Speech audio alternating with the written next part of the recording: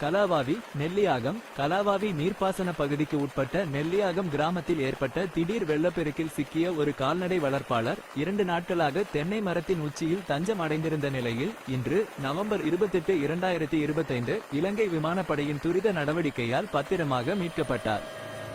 சம்பவத்தின் விவரம்: மேய்ச்சலுக்காக விடப்பட்டிருந்த தமது கால்நடைகளை அழைத்து வரச் சென்ற அந்த நபர் எதிர்பாராத விதமாக பெருக்கெடுத்த வெள்ளத்தில் சிக்கிக் கொண்டார். அவர் வெள்ளத்திலிருந்து தப்பித்துக் கொள்ள அருகில் இருந்த ஒரு தென்னை மரத்தின் உச்சி பகுதியில் வட்டுக்குள் ஏறி அங்கேயே 2 நாட்கள் உணவு மற்றும் உதவிகள் இன்றி தவித்துள்ளார். துரதிருஷ்டவசமாக வெள்ளத்தில் சிக்கியிருந்த அவரது கால்நடைகள் அனைத்தும் நீரில் மூழ்கி உயிரிழந்துவிட்டன. மீட்பு நடவடிக்கை: குறித்த நபரின் ஆபத்தான நிலை குறித்து தகவல் கிடைத்தவுடன் இலங்கை விமானப்படை ஸ்ரீலங்கா ஏர்ஃபோர்ஸ் ஒரு விசேட மீட்பு விமானத்தை ஹெலிகாப்டர் சம்பவ இடத்திற்கு அனுப்பியது.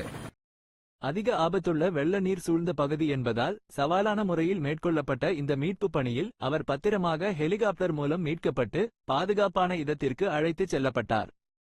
2 நாட்கள் மரணத்தின் விளிம்பில் போராடிய அவர் மீட்கப்பட்டதைத் தொடர்ந்து மருத்துவ பரிசோதனைக்காக அனுப்பி வைக்கப்பட்டுள்ளார். விமானப்படையின் இந்த உடனடி மற்றும் உயிர்காக்கும் நடவடிக்கை அப்பகுதி மக்களால் பெரிதும் பாராட்டப்படுகிறது.